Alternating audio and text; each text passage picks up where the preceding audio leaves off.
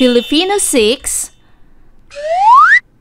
Quarter 1, Week 2, Milk Base. Ang paksa ng ating aralin sa araw na ito ay pagbibigay ng kahulugan sa mga kilos ng mga tauhan sa napakinggang pabula. Aralin 2.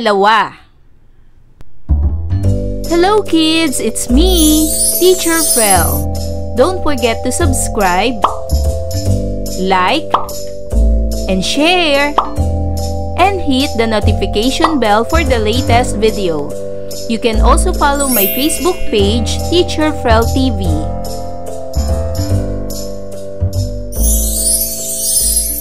Kumusta mga bata? Sa araw na ito ay pag-aaralan natin sa asignaturang Filipino ang pagbibigay ng kahulugan sa mga kilos ng mga tauhan sa napakinggang pabula.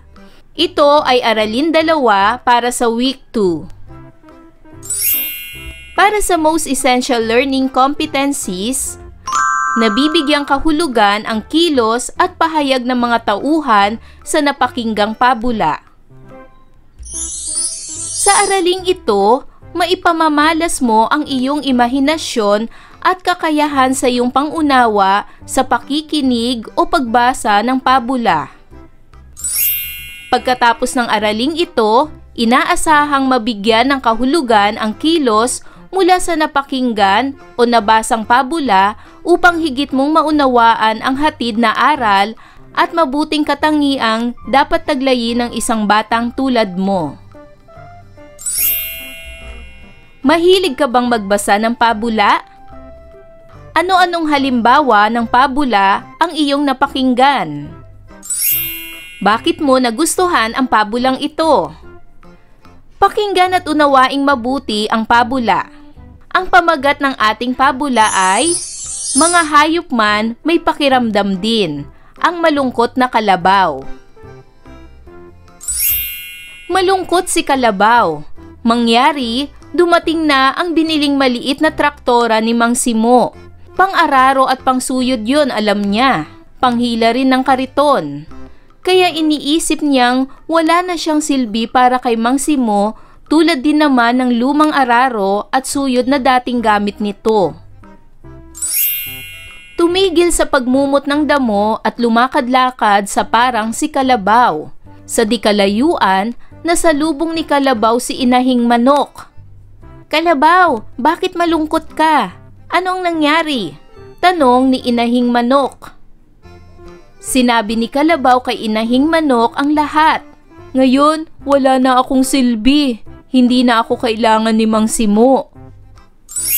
Walang sinabi si Inahing Manok. Tumalikod ito at iniwan si Kalabaw. Itinuloy ni Kalabaw ang paglalakad-lakad hanggang sa makita niya si Kambing. "Alam mo, Kambing, nalulungkot ako," salubong niya rito. "Bakit?" tanong ni Kambing. "Pakiramdam ko kasi wala na akong silbi para kay Mang Simo," aniya.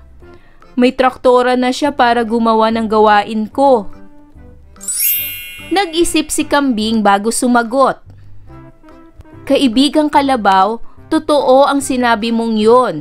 Alam kong ang higit pang mabuting pang-araro at pansuyod ang traktora kaysa sayo. Siguro, maging sa paghila ng kariton o anuman, higit na malakas kaysa sayo ang traktora," sabi ng Kambing. "Ngunit, hindi mo ba naiisip na hindi lahat ng nagagawa mo'y kayang gawin ng traktora? Halimbawa, kaya bang bigyan ng gatas ng traktora ang pamilya ni Mang Simo?" tanong ni Kambing. Napadilat sa kasiyahan si Kalabaw dahil sa narinig. Tumingin siya kay Kambing. "Tama ka, hindi nga, dahil walang gatas ang traktora." "Karne, mabibigyan ba ng traktora ng kahit isang piraso ng karne ang pamilya ni Mang Simo?" "Hindi rin nga. Iyon, Kalabaw, ang patunay na mali ka sa pag-iisip na wala ka ng silbi kay Mang Simo." "Kambing, buti naman at alam mo yun." "Bakit naman hindi ko malalaman yun? ganoon din naman kaming mga kambing. Paris ng alam mo, hindi kami pinakikinabangan ni Mang Simo sa paggawa dahil mahina kami. Ngunit nakikita mong gumagawa pa rin kami para sa kanyang pamilya. Tumangu-tangu si Kalabaw. Ang mahalaga kaibigan, ginawa mong lahat ang kaya mo para maibigay kay Mang Simo at sa pamilya niya ang lahat ng iyon. Ikaw na ang gumawang kapaki-pakinabang sa sarili mo para sa kanya. Gagawin ko yun, kambing. Masayang sabi ni Kalabaw. At ngayon naman ay dumako na tayo sa pagsasanay bilang isa. Sagutin ang mga sumusunod na katanungan. Isulat sa malinis na papel. Para sa unang katanungan, bakit nagdamdam si Kalabaw? Anong katangian ang ipinahiwatig nang sabihin ng Kalabaw na wala siyang silbi? Tama! Nagdamdam si Kalabaw dahil bumili si Mang Simo ng maliit na traktorang pang-araro. Pakiramdam niya ay wala na siyang silbi. Siya ay nag-isip agad ng mali at minaliit niya ang kanyang kakayahan. Pangalawa, paano binigyan ng kambing ng pag-asa ang Kalabaw? Anong katangian ng taglay ng kambing? Tama! Sa pamamagitan ng pagbibigay ng payo ni kambing kay Kalabaw na hindi lahat ay kayang gawin ng traktora gaya ng pagbibigay ng gatas na si Kalabaw lang ang makakagawa. Ang katangian ni kambing ay magaling magbigay ng payo. Pangatlo, ano ang ginawa ng inahing manok nang magtapat sa kanya ang Kalabaw kung ano ang dahilan ng kanyang pagdaramdam? Anong katangian ang ipinakita ng inahing manok? Tama! Walang ginawa ang inahing manok sa hinaing ni Kalabaw at siya ay tinalikuran. Si inahing manok ay walang pakialam sa kaibigan. Pang-apat, kung kayo ang manok, anong sasabihin ninyo sa Kalabaw?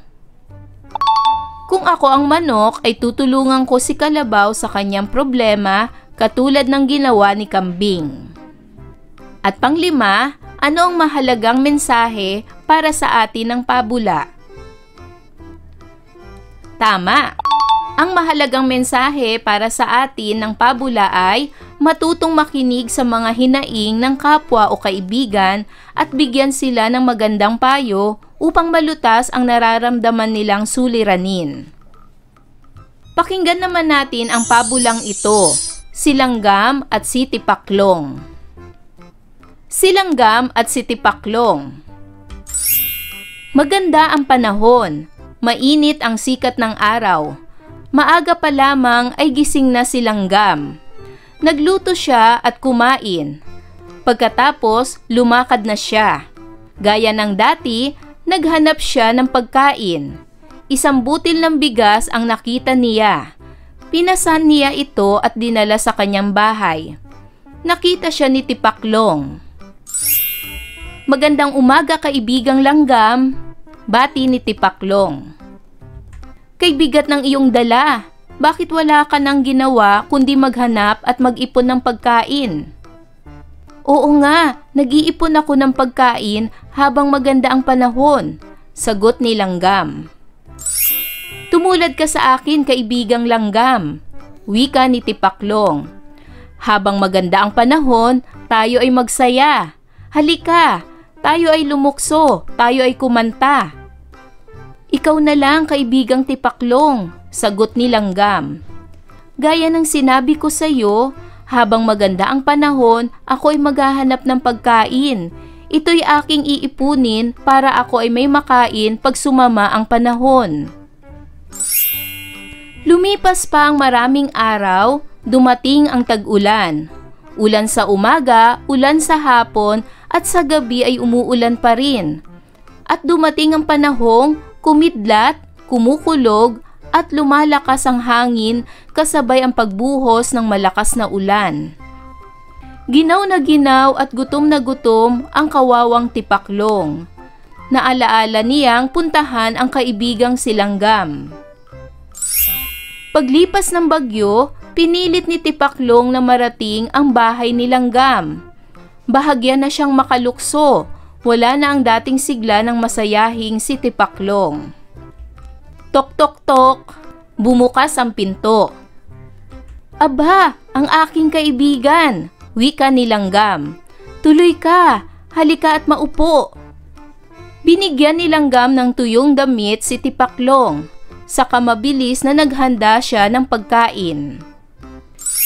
Ilan pang sandali at magkasalong kumain ng mainit na pagkain ang magkaibigan. Salamat kaibigang Langgam, wika ni Tipaklong. Ngayon ako naniwala sa iyo.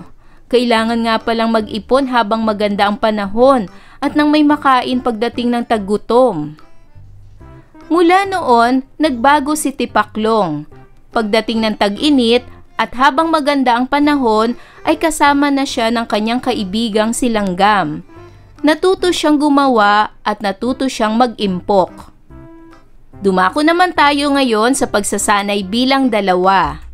Ibigay ang tamang paglalarawan ng katangian ng tauhan sa pabulang nabasa. Gawin ito sa inyong sagutang papel. Ang mga tauhan ay si Langgam at Tipaklong. Ibigay ang katangian ni Langgam at pangyayari sa pabula. Tama! Ang katangian ni Langgam ay masipag, matyaga, maagap, matulungin. Ang pangyayari sa pabula ay habang maganda ang panahon ay nag-ipon na ng pagkain si Langgam upang sa pagdating ng tag-ulan ay hindi siya magutom. Ngayon naman, ibigay ang katangian ni Tipaklong at pangyayari sa pabula. Tama! Ang katangian ni Tipaklong ay masayahin, naging kampante, iresponsable. Ang pangyayari sa pabula ay binaliwala niya ang dili ni Langgam na mag-impok ng pagkain habang maganda pa ang panahon kung kaya pagdating ng tag-ulan, siya ay walang makain. Pakinggan naman natin ang isa pang pabula. Ang pamagat ng pabula ay Si Dagang Bayan at Si Dagang Bukid. Si Dagang Bayan at Si Dagang Bukid. May 2 dagang magkaibigan, sina Dagang Bayan at Dagang Bukid. Magkalayo ang kanilang mga tirahan, subalit patuloy pa rin ang kanilang pagkakaibigan. Isang araw, dinalaw ni Dagang Bayan si Dagang Bukid. Napakalayo ng lugar mo. Nagutom ako sa paglalakad. Kumain na tayo. Ani Dagang Bayan. Wala akong pagkain dito. Halika maghanap tayo. Sagot ni Dagang Bukid. Ano? Maghahanap pa tayo? Di makapaniwalang tanong ni Dagang Bayan. Oo, ganyan talaga rito sa bukid. Hahanapin mo muna ang iyong kakainin. Malumanay na sagot ni Dagang Bukid. Naglakad silang 2. Sa may daan, nakakita sila ng supot. Dali-dali nila itong binuksan. Tinapay! Masarap na tinapay! Sabi ni Dagang Bayan. Teka, akin yan! Ako ang unang nakakita riyan. Sabi naman ni Dagang Bukid. Para walang away, hati na lang tayo. Mungkahi ni Dagang Bayan. Tango lamang ang tugon ng kanyang kaibigan. At ngayon naman ay dumako na tayo sa pagsasanay bilang 3. Gumamit ng malinis na papel. Isulat sa mga bilog ang kilos ng mga tauhan sa binasang pabula. Gawin ito sa inyong sagutang papel. Ano ang mga kilos na ginawa ni Dagang Bayan? Tama! Ang mga kilos na ginawa ni Dagang Bayan ay: Una, dumalaw kay Dagang Bukid. Sumunod, naglakad papuntang bahay. Sumunod, nagutom sa paglalakad. At panghuli, naghanap ng pagkain. Ano naman ang mga kilos ni Dagang Bukid? Tama! Ang mga kilos ni Dagang Bukid ay naghanap ng pagkain. Naglakad silang 2. Nakakita ng supot. Binuksan ang supot. Ayan mga bata, naunawaan niyo ba ang ating aralin sa araw na ito? Kung ganon, magaling! Mga bata, sana'y marami kayo natutunan sa ating aralin. Hanggang sa susunod na video lesson, paalam! Thanks for watching!